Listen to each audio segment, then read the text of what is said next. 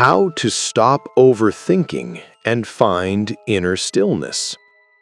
Have you ever found yourself replaying the same thought in your head over and over again, as if your mind refuses to let go?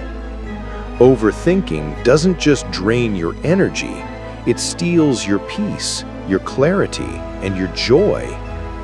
Today, we'll explore how to break free from this endless cycle and find true stillness within.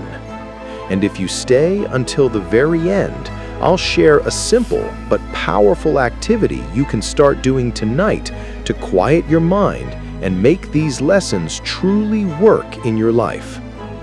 Let's begin. When the Stoics spoke of peace, they never described it as something external. To them, peace was mastery over the self. Epictetus once said, "It's not things that disturb us, but our opinions about them." In other words, our suffering doesn't come from what happens to us, but how we interpret it. The first step to stop overthinking is to separate what you can control from what you can't. Most of what you worry about doesn't belong to you. It belongs to the world. When your mind starts spinning, pause and ask, "Is this something I can change?" If the answer is no, let it go. If yes, act calmly and once. That's how you take back your mental energy from pointless loops of thought. Another powerful way to calm the mind is to give it direction. The mind hates emptiness. If you don't guide it, it will wander into fear and uncertainty. Every morning, set an intention. A single sentence can change your day. Today, I will focus only on what I can control. Repeat it slowly until it becomes a rhythm inside you.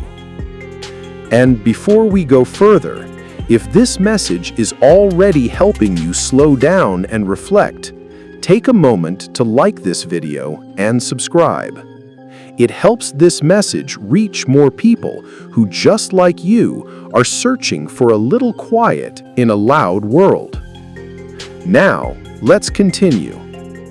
You must also learn the art of stopping mid-thought.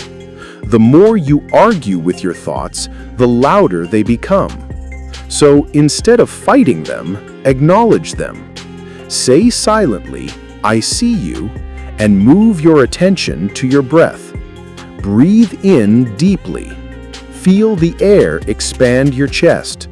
Feel the ground beneath your feet.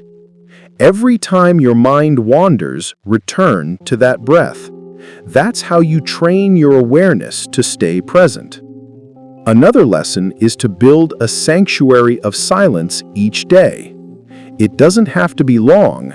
10 minutes can change everything. No phone, no music, no talking. Just you and stillness. At first, the silence might feel uncomfortable, but that's only because your mind is used to noise. Stay there. Eventually, silence will become your teacher. And finally, learn to forgive yourself for not being calm all the time. The path to inner stillness isn't about perfection. It's about returning to yourself each time you drift away. Every moment you remember to breathe instead of worry is a small victory. Every time you choose peace instead of reaction, you grow stronger.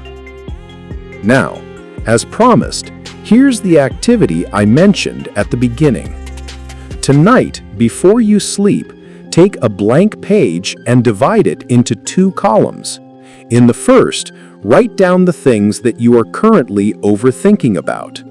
Everything that keeps looping in your mind. In the second column, write whether each of those things is within your control or not. Then, draw a line through everything you can't control. Leave it behind.